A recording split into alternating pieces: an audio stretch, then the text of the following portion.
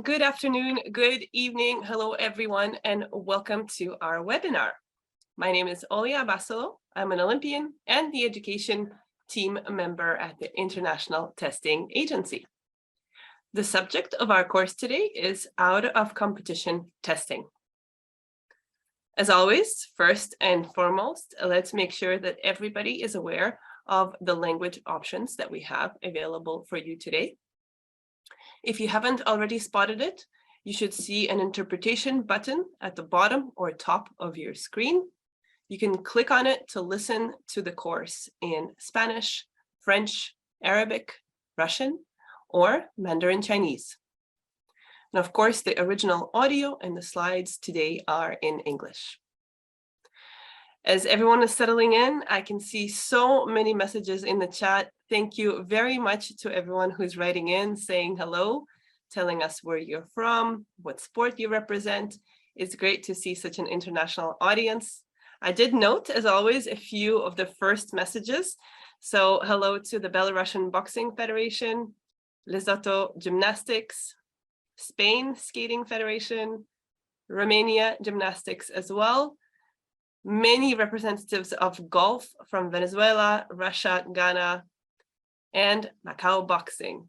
I'm missing many more countries and many of you who are writing in, so my apologies for not being able to say hello to everyone, but again, welcome. In addition to the chat, we have the Q&A function, so don't forget to use that to ask any questions related to out-of-competition testing. So this is the fifth and final webinar in a series of 5 sessions that the ITA is bringing to you in conjunction with your sport federation. So we would like to thank the International Luge Federation, International Gymnastics Federation, International Judo Federation, International Boxing Association, World Skate, the International Golf Federation, and the World Baseball and Softball Confederation for joining together to bring you these series. So again, thank you so much to everyone who has tuned in for the first 4 courses. We hope you are enjoying it so far. And of course, a big welcome to anyone joining for the first time. Again, I can see so many of you represented. I think we've got all of our sport federations represented here. Hello from Ukraine, bonjour Haiti, Argentina, Burkina Faso, St. Lucia, Australia, must be late in Australia as well, Botswana, Netherlands, Angola, Czech Republic, India. Hello everyone, I'm just looking at the messages and it's so great to see everyone writing in. So here we are at the end of our 5-week course.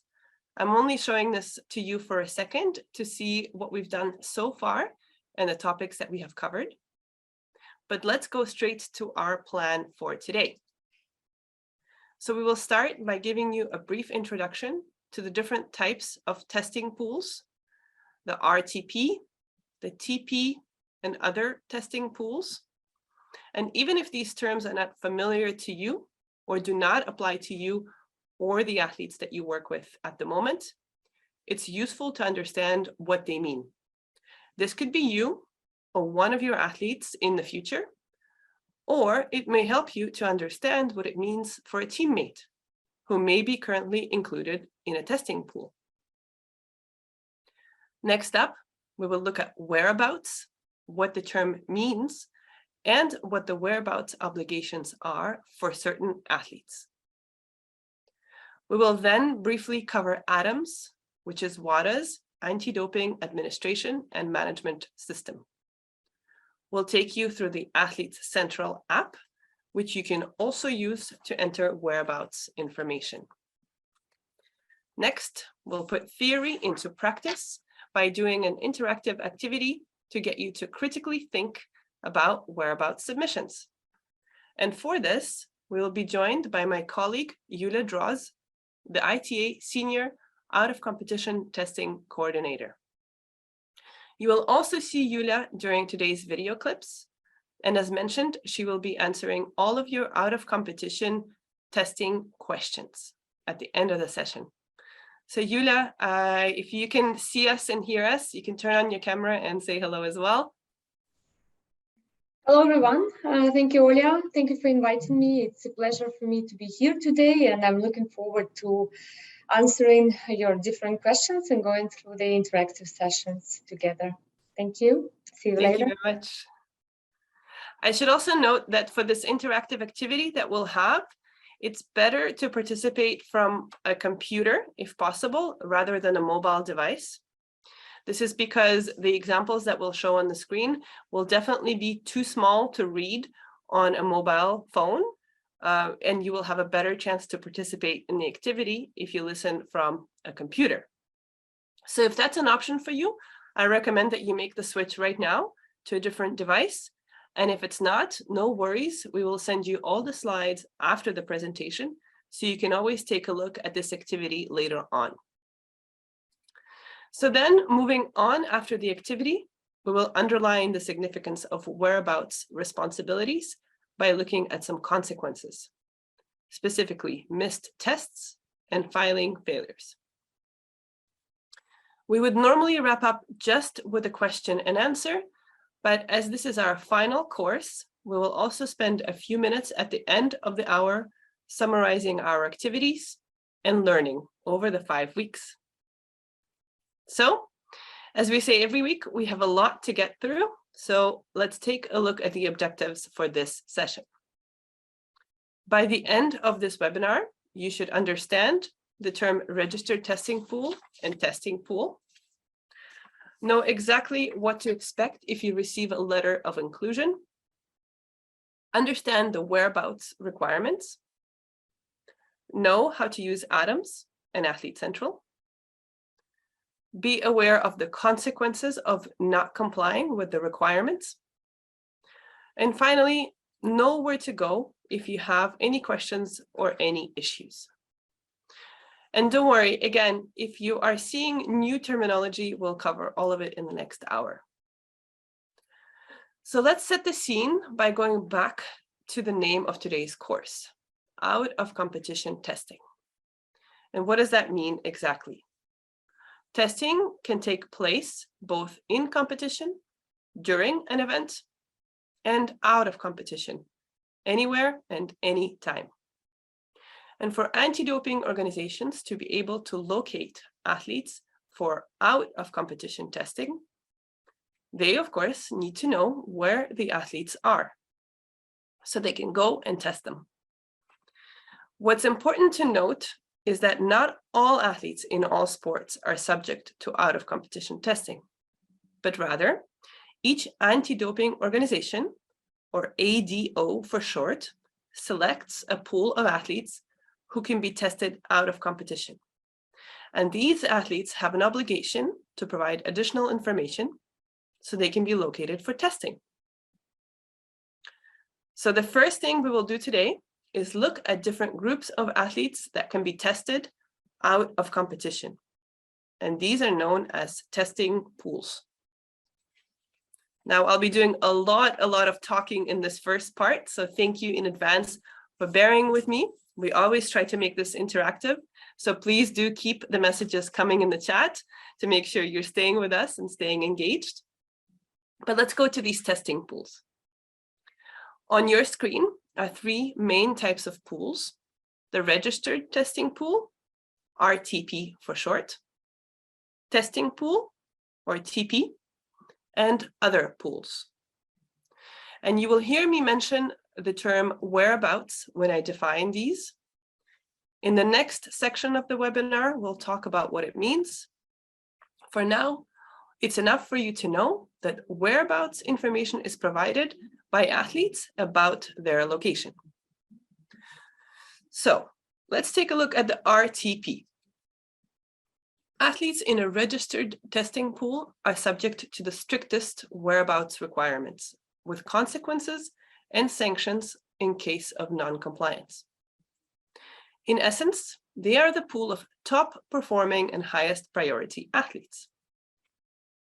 Now, moving on to the testing pool, an athlete included in a TP is also required to provide whereabouts information to an anti-doping organization. However, the list of TP whereabouts requirements is shorter, and the consequences for non-compliance are less severe. And finally, we have other pools. Whereabouts requirements applied to athletes included in other pools are minimal and depend on the amount of information the ADO needs to occasionally locate the athletes in this pool. Often, such whereabouts information is provided by third parties, like the National Federation or maybe a team manager. I should also note that other pools is a general name that we use for this category, but different organizations may use different names. For example, in team sports, there are often team testing pools. So this brings me to our next point in the next slide.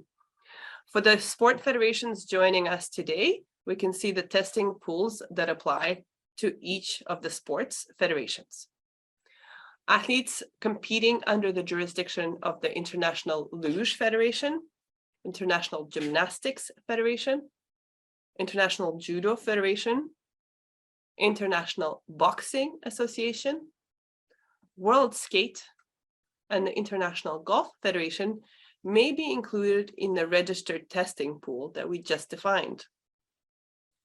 It's important to note for the sport of golf that there are changes made to the composition of the registered testing pool the year of the Olympic Games.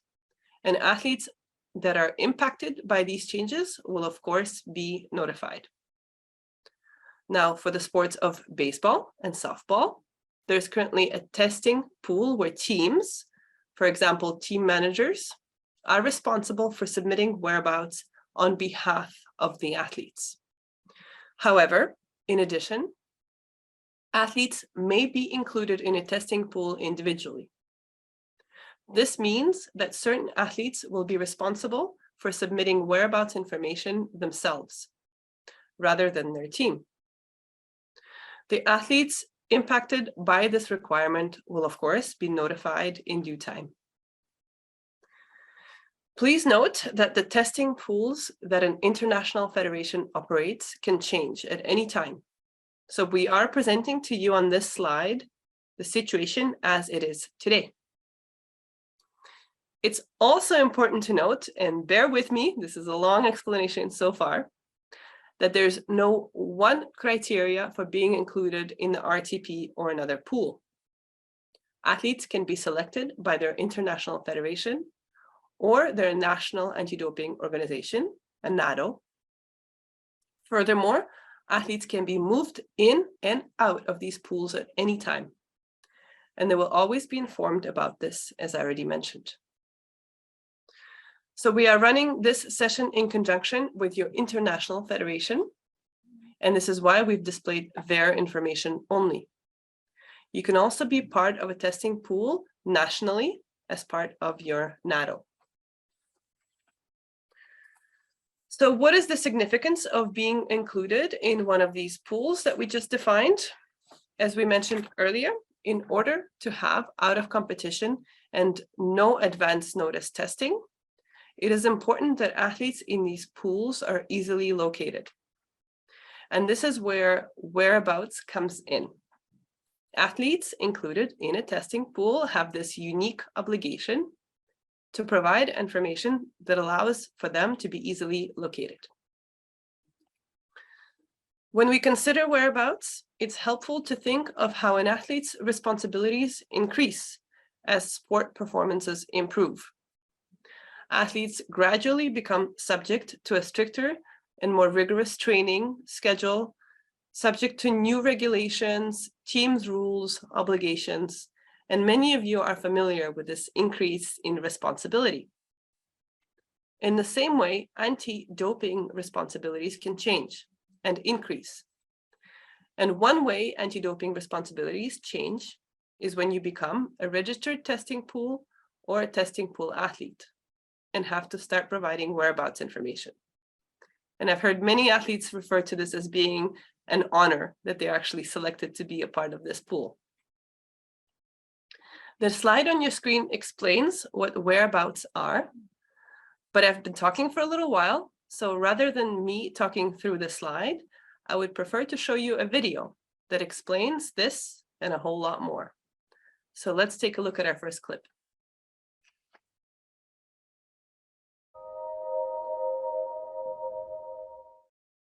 Hi, my name is Julia Drost and I'm the Senior Out of Competition Testing Coordinator at the International Testing Agency. Today we are going to speak about testing pools, whereabouts, items, and how to comply with the whereabouts requirements.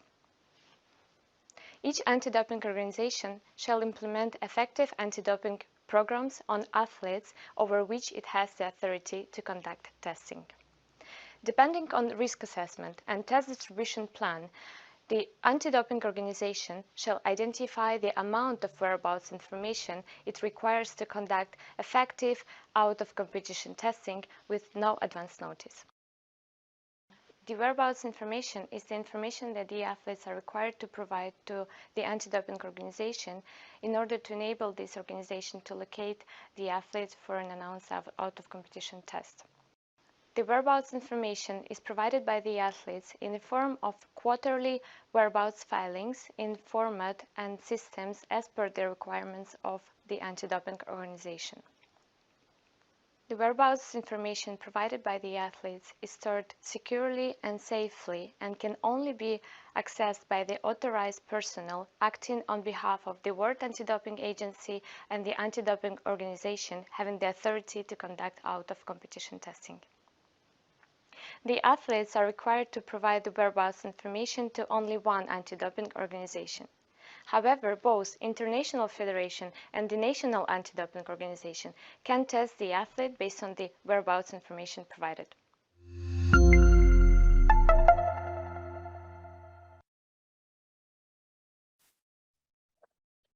I hope you enjoyed this video. And again, I am taking a look at the chat, and good luck to anyone competing in Birmingham at the Commonwealth Games. I can see a member of the Gambia delegation joined us from the UK, but also many others from Barbados, Morocco, Burkina Faso, and other parts of the world. So again, welcome to you all.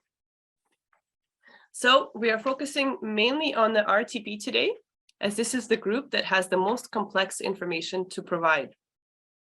And it's also the group that is subject to the most severe consequences in case of non-compliance. But more on that later. For now, we'll play another short clip where Julia will take you through the registered testing pool obligations in more detail.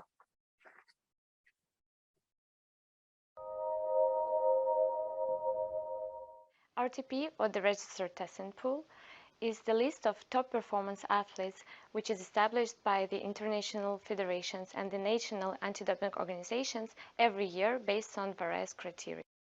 An athlete included in the Registered Testing Pool is required to provide accurate and complete whereabouts information for each quarter, including mailing address and phone number, overnight accommodation, 60-minute time slot for every day, training and regular activities, competition schedule, travel schedule, and any additional information which enable the doping control officer to locate the athlete for an out-of-competition doping control without any advance notice. It is important to know that any anti-doping organization can test the athlete inside and outside the 60-minute time slot. If an RTP athlete cannot be located for testing during the 60-minute slot, the anti-doping organization may consider it as an apparent missed test.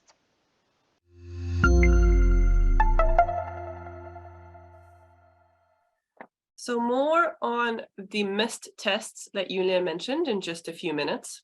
But first, you also heard Julia describe what whereabouts means and the information that you could be asked for in relation to this. But how do you know whether you are included in a certain testing pool in the first place? This is where the letter of inclusion comes in. The letter of inclusion is an official communication, and it provides an overview of the key aspects of the athlete's RTP or TP obligations. Each athlete is required to acknowledge their inclusion by returning an acknowledgement form to the ADO.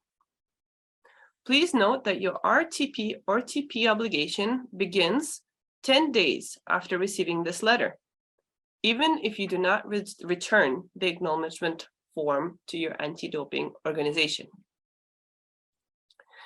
This letter is sent by email directly or through a third party. That could be a national federation, NADO, an athlete's representative, agent. For international level athletes listening today, this letter will be sent to you by us, the ITA. As mentioned, the letter of inclusion contains a lot of information. First, there is purpose of inclusion and whereabouts requirements. These outline exactly what information the athlete needs to submit and how. Quarterly deadlines are also included. We'll talk about these shortly. And then there's consequences for non-compliance, therapeutic use exemption information, and the anti-doping organization contact information, which are also included in the letter. A reminder of an important point that Yulia made in the video: you can be a part of more than one testing pool, but you only need to submit your whereabouts information to one organization. On the other hand, you can be tested by different organizations. For example, your NADO in your home country, your international federation at an event or out of competition, and a major event organizer at a big multi-sport event like the Olympic Games, or right now, the Commonwealth Games that are taking place as we speak, or kicking off soon. Let's now look at how athletes can be excluded from a testing pool. Firstly, athletes remain included in the RTP or TP until they're informed by the anti-doping organization of their removal from the pool. Athletes removed from the testing pool receive a letter of exclusion from their ADO and are released from their whereabouts obligations with this organization. However, an athlete can remain included in another type of testing pool. For example, if you're removed from an international federation testing pool, you may still be in the pool of your national anti-doping organization. And in that case, the athletes should continue to comply with the requirements of that organization. Please note that if an athlete would like to retire from competition, they should officially inform their anti-doping organization, and they will be sent a form to sign. Only when the athletes give this written notice of retirement are they removed from the registered testing pool or the testing pool. If an athlete wishes to resume competition at an international level after they gave a notice of retirement, they must give a written notice 6 months before return to competition, and of course, make themselves available for testing at that point in time. So let's look at deadlines to submit whereabouts information now. Athletes need to file their whereabouts 3 months in advance. This is called quarterly submissions. This means that athletes have 4 deadlines to respect each year. But of course, we don't always know where we are 3 months in advance. So what we encourage athletes to do is submit their plans to the best of their knowledge. And of course, before the deadline. Athletes can then update their information once the schedule is confirmed, and they can make changes at any time. As mentioned, the whereabouts submission deadlines are communicated in the letter of inclusion. The ITA's deadline to submit whereabouts filings is the 15th of the month prior to the start of the new quarter.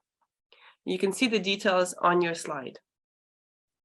So, if you're an RTP or TP athlete and received your letter of inclusion from the ITA, your next deadline is going to be the 15th of September for the 4th and final quarter of 2022. Remember, the submission deadlines of other organizations can be different. Please always refer to the deadlines outlined in your letter of inclusion so that you know which dates are applicable to you. So now you know what type of information you have to provide and when you need to submit it by, but where do you do this?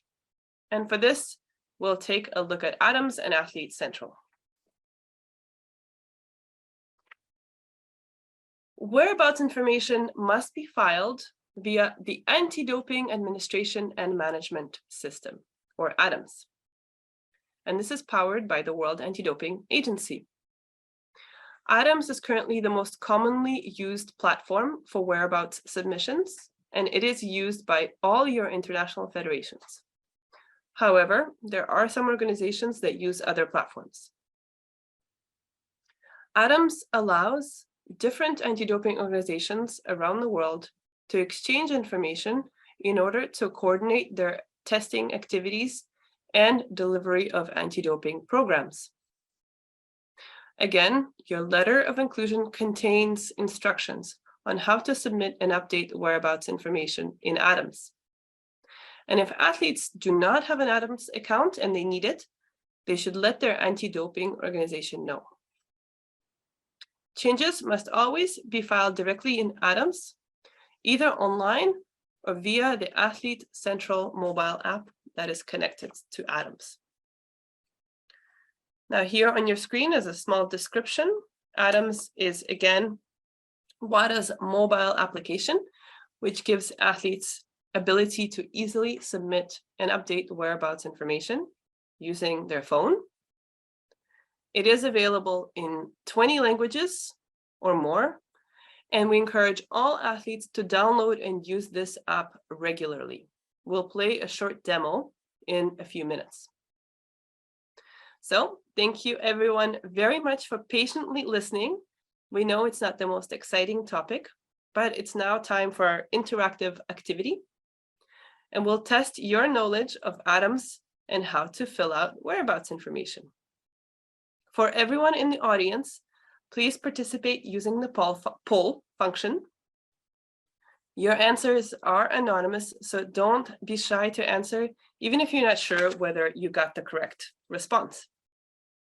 How it works is we will show you 4 different case scenarios on the screen. And then using the poll, you can tell us how each case scenario can be improved. If you want to make any comments, also please put them in the chat. I will be looking at those as well. And I will welcome back Yulia for the purpose of this exercise. Again, a reminder, if you're listening on your phone or a smaller device, you may not be able to see the text, but we'll send you the slides so you can take a look afterwards. So Yulia is with us. Let's give it a try for the first case scenario that will appear on your screen. And you should have a poll pop up in just a second. And you can see here that we are putting in an address in ADAMS. And the question is, how can this entry on your screen be improved? You have 4 options. 1, add a second phone number. 2, add location address. 3, include exact training location within the stadium. And 4, include your workout plan for the day. So this is a multiple choice question. You can select more than one option. And Yulia, can you see the answers coming in? Hi, Olia. Unfortunately, I cannot see the answers coming in yet, but I think it will come a bit later. It will come in just a second. I can see then on my end, almost 50% all good, voted. And actually the priority, or I guess the ranking, is changing a little bit as more answers come in. Right now, the most popular one is to add the address. Maybe that's a little bit of a hint for everybody. We're going to give it 1 more second to get more responses from you. And then Yulia will talk about the correct responses and how this case scenario can be improved. Okay, so let's close it and share the results with the audience. We've got 58% who said add location address, closely followed by including the training location in the stadium, but also providing the workout plan for the day. So Julia, what do you think of this? And maybe we can show the right answer for the case scenario as well. Yeah, so first of all, thank you all for participating and answering this question. I can see that the majority was right, and the correct action answer is indeed the exact location address, because it is not enough to give just the name of the location. It is required to provide an accurate and detailed address. Therefore, the image just on the right side is the correct submission of this whereabouts entry with the precision of the training hall in the additional information. There was also an option for training plan for the day. Maybe that's not so necessary. Correct. This is not necessary. What is requested as part of the whereabouts requirements of a testing pool or registered testing pool would be to provide the training activities. So it's another whereabouts entry. However, there is no need to provide the detailed training plan. Thank you, Julia. Let's take a look at our second case scenario now, where an athlete is traveling for an extended period of time and they need to put that information into Atoms. So you have, again, 4 options. How can this entry be improved? You have include flight number, update the travel dates, include additional information. You can see a box at the bottom of the screenshot, or add your in-flight meal preference. Let's give everybody a couple of seconds. And if you want to make a comment, don't hesitate to put it in the chat as well.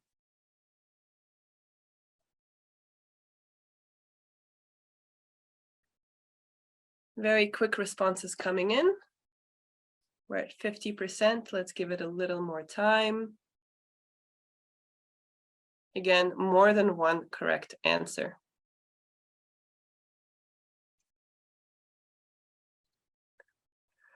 Okay, let's close it down and share your responses with the attendees.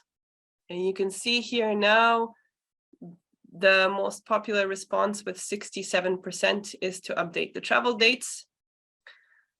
I always forget to update my in-flight meal preference, which is 10%, the smallest of the response rates, but you also have about half that said that we should include additional information, and 46% for flight number. So Julia, what are your comments on this one?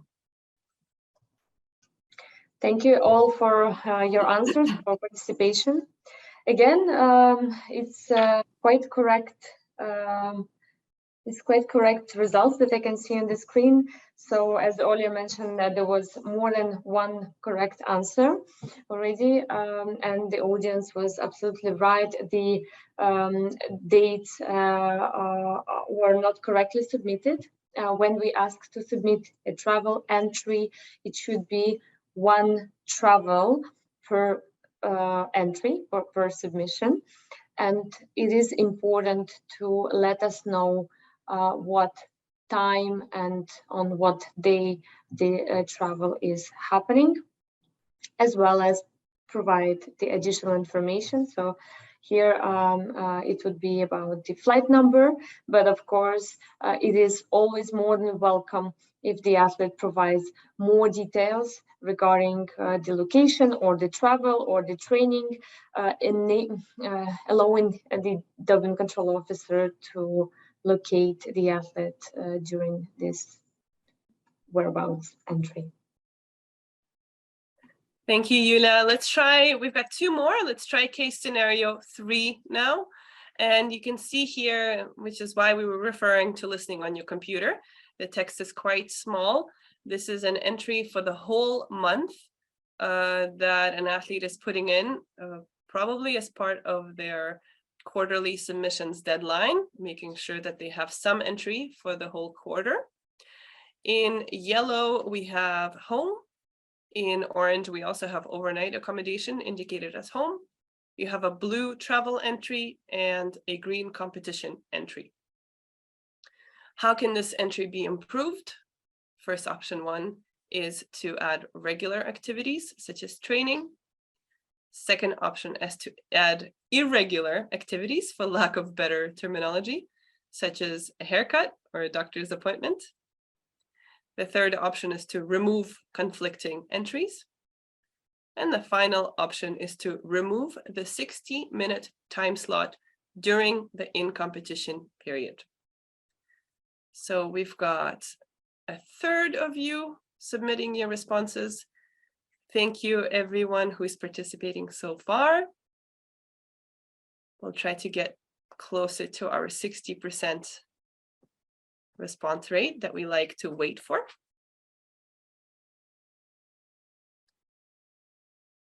Can you see the poll, Yula? Good. So far the most popular one. Sorry, go ahead. Very interesting. So far, the most popular one is to add regular activities, such as training. So let's close down the poll and share the rest of the results with you. Coming as a second response is the other activities, such as doctor's appointments and a haircut.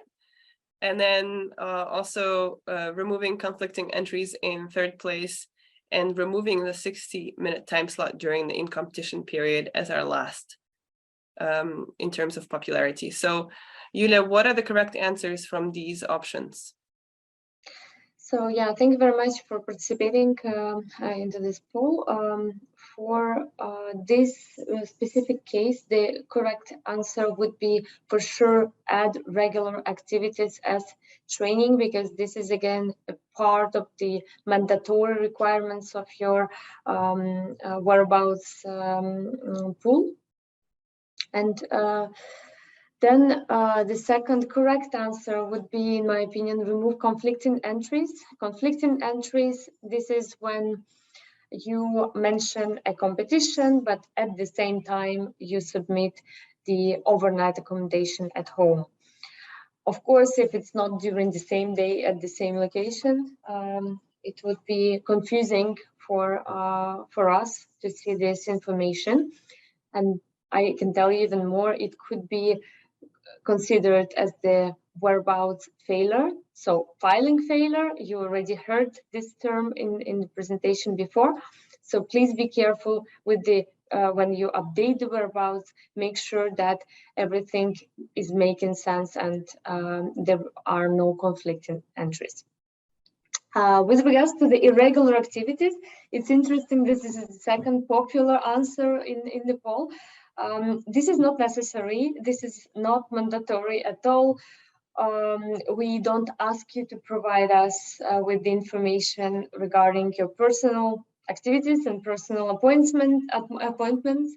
The only information that we need is related to your sports career. So maybe that is a hint for our final scenario as well, which should appear on your screen. And if you can't see it, if your device is too small, we've got many entries in yellow: walking the dog, training, massage and physio, dinner, in addition to all the other entries that you saw in case scenario 3. So the options here are add more information, it's not enough; remove information, it's too detailed; or nothing needs to be done, it's a perfect entry of whereabouts information. So a little bit of an easier option here to choose from 3. And of course, only 1 is correct.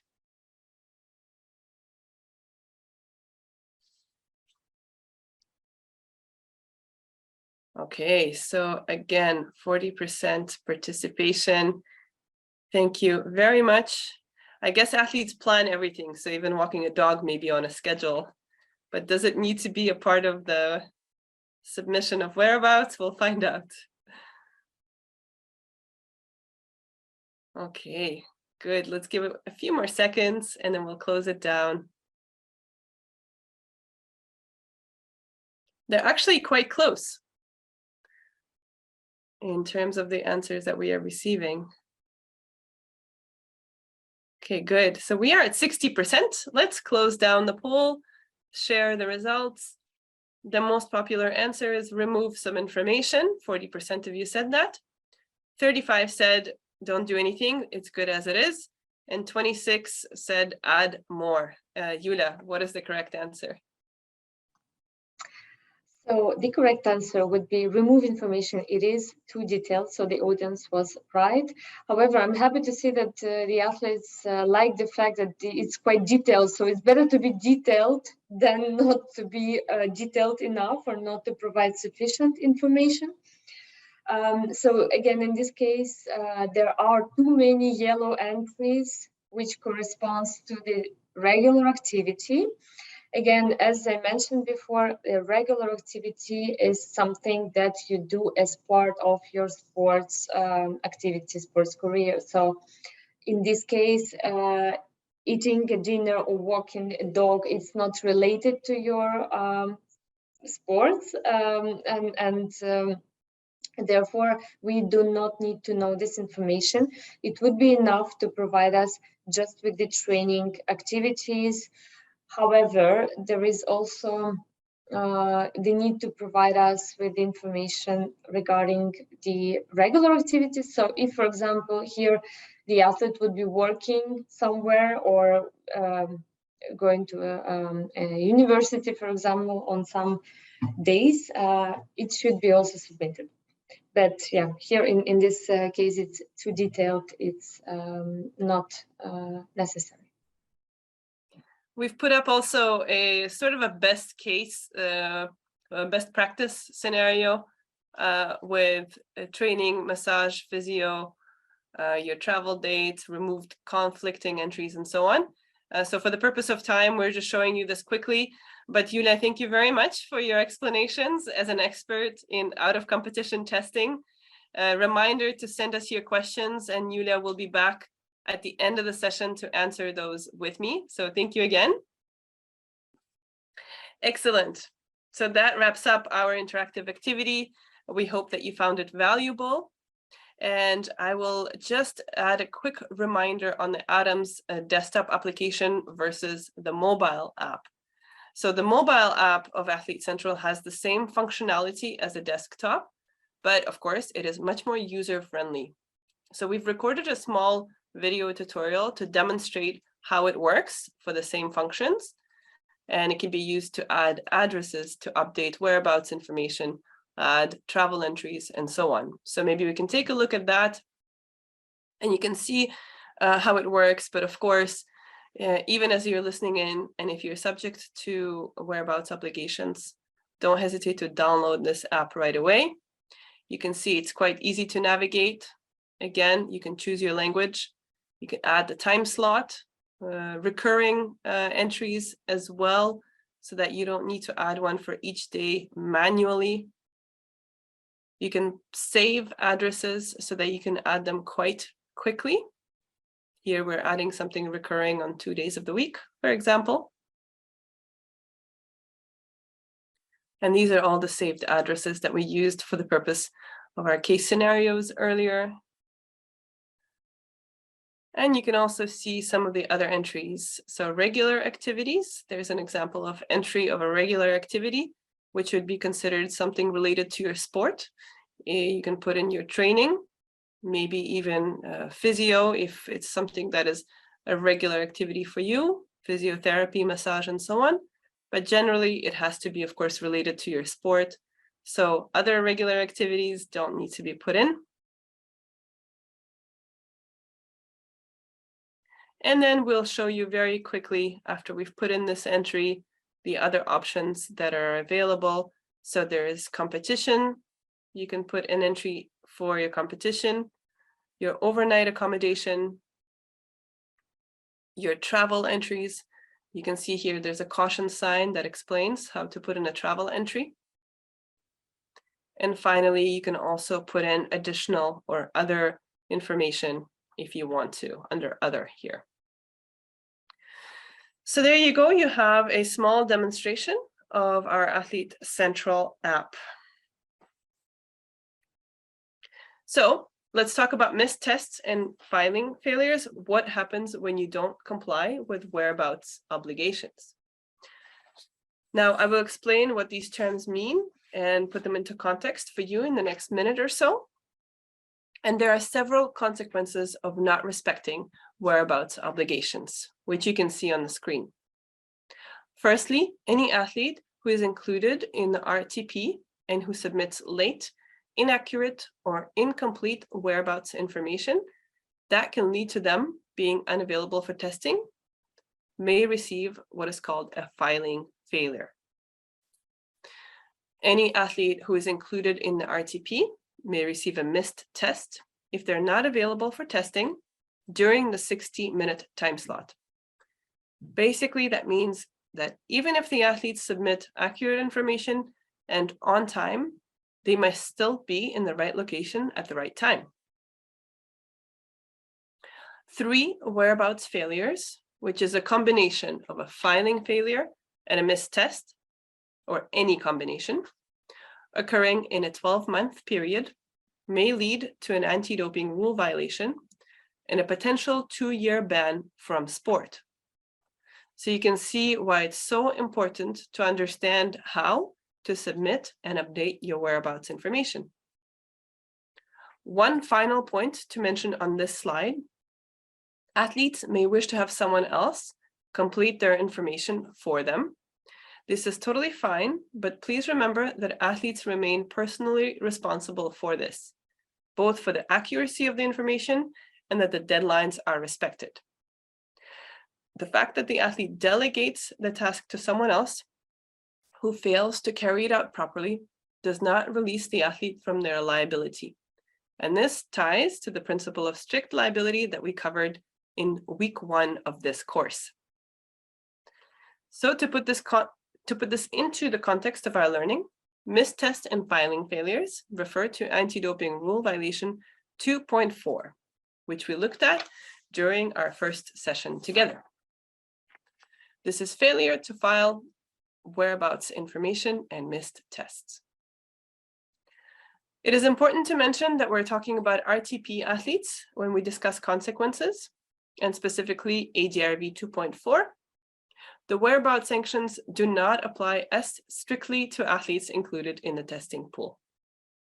However, if an athlete included in the testing pool does not comply with the whereabouts requirements, they may be moved up to the registered testing pool.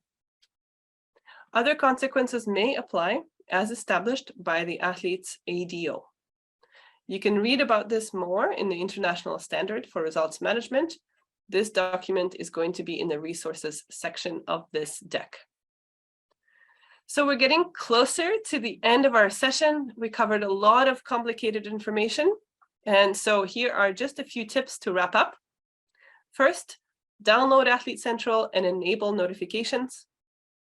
You can also set a reminder in your agenda or in your phone with some of the important deadlines, so you don't forget to submit your information. You can also set an alarm for the beginning of your 60-minute time slot, so you are where you indicate you are. Just a good reminder. Be specific and detailed in your whereabouts information to allow the doping control officer to locate you.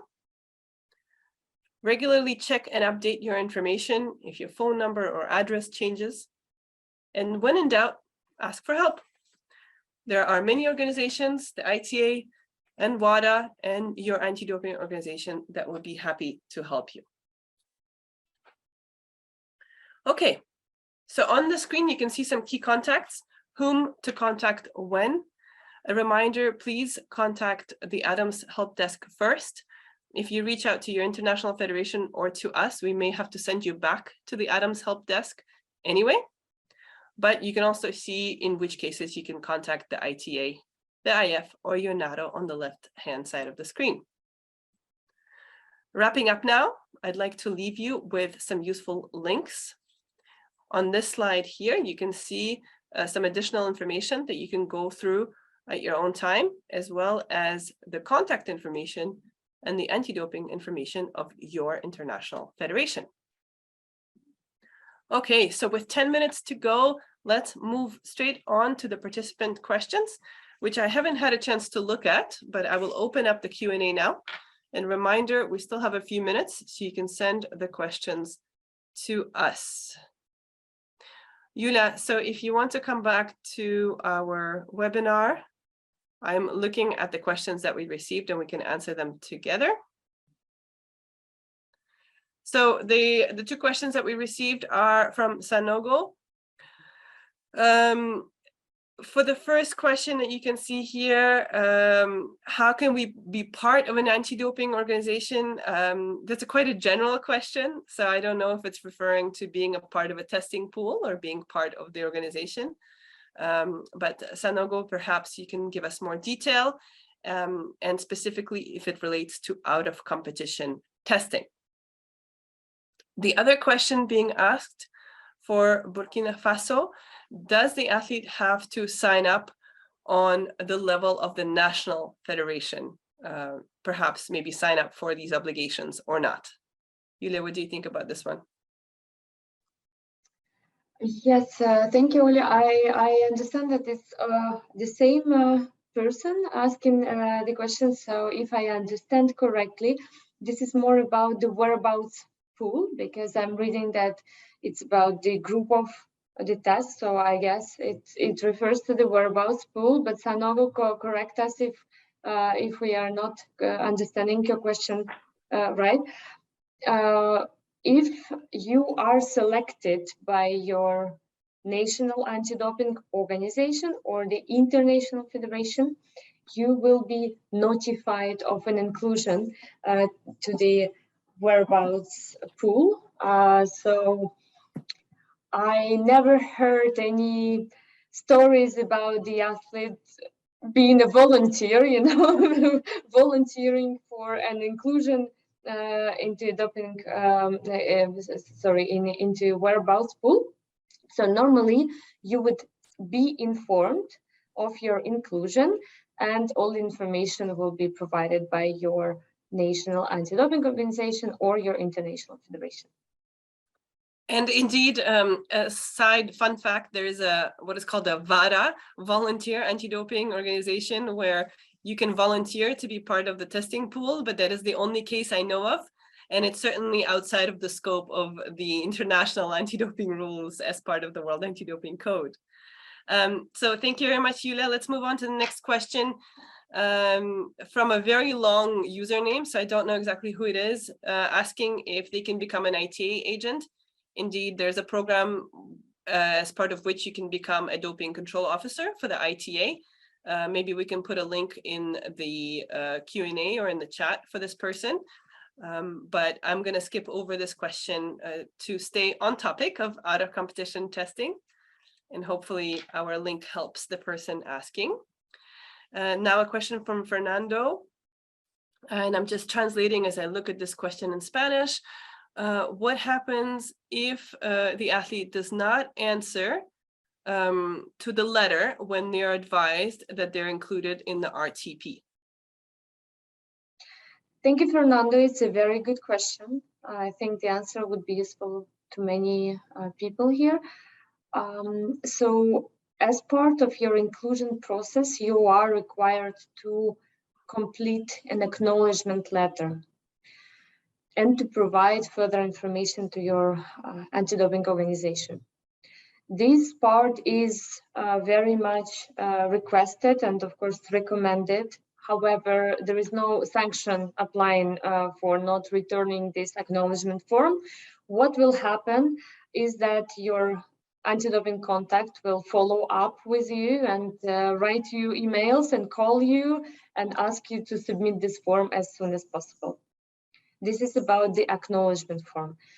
However, if you do not submit the whereabouts information until the deadline, which is specified in your inclusion letter, in this case, you may be liable for a whereabouts failure. So be careful with the deadlines for submission. This is very important.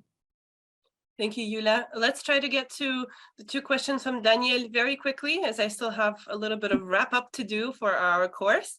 And Daniel asks if there are changes to the schedule of flights, for example. There are many delays, as we know. Is it the responsibility of the athlete? And would that be considered a missed test? And maybe we can do this one very quickly, and then I'll try to get to the second question from Daniel as well. Yes, thank you. Thank you, Daniel. It's a good question as well. Indeed, there are many factors that could impact your whereabouts or your current location as well. So with regards to the updates, it is the responsibility of the athlete to update the information to the best of their knowledge and whenever it's possible. So you should update the whereabouts as soon as you become aware of the change in your schedule. And of course, it may happen that you do not have the technical tools or internet connection and you're not able to update the whereabouts information. In this case, it is possible that a missed test will happen. So the doping control officer will try to locate you at one address and actually you will be in another address. In this case, it will be very important to be able to prove that you were having technical issues to the organization that included you into the whereabouts pool. I hope that I answered the question, but of course, please let us know if you need any more information. And of course, common sense everywhere. You can put extra time for your travel to be safe. If you really have proof that the flight was canceled or delayed, that's very easy to prove in a very unlikely case where you may be subject to a missed test. So everything is with common sense around these types of situations. I'll answer very quickly, Danielle. If an athlete is notified during training of doping control, it is a valid reason to delay testing. So if they're notified that they're subject to doping control, they can finish their training and the doping control officer will wait, for example. So just a very quick one, Yulia, I see you're nodding, so I think I got that one correct. And we will end our Q&A on this note. Thank you very much, Yulia, for joining us for this part. Thank you, Yulia. Thank you, everyone. And let's do a quick wrap up with 2 minutes to go. As this is our last course. Again, thank you everyone who asked the questions. And if we didn't get to yours, you can always email us. So this is just a recap. You may have wondered how we put this course together or based on what the World Anti-Doping Agency has a list of topics that need to be covered, which you can see now on the next slide. And this was our base to put together this program. Now, I'm going to quickly scroll through the next few slides to show you how we've broken down each topic for each part of the requirements. So you can see these slides, but you can also read them later. And on this final slide here, you can see some of the additional topics that we covered in addition to the minimum requirements. So we hope that you think of this more than just 5 hours online in a webinar, but as a base for your anti-doping knowledge. You now have a set of decks and resources to come back to. And please do remain in touch with us. If you have questions, you're more than welcome to send us a note. Quick note for those certificates now. Of course, you can receive your certificates. We will be sending them to you very soon. If you attended all 5 sessions, there's no action required. We'll be in touch with you by the end of August at the latest, and we'll send you your certificate. If you missed 1 or more sessions, you must email us at education@ita.sport, and we'll give you a short test to complete. If you pass the test, and there are unlimited attempts, you will receive your certificate. So again, we're delighted at how many of you have attended this course, and we look forward to congratulating you individually when we send you the certificates.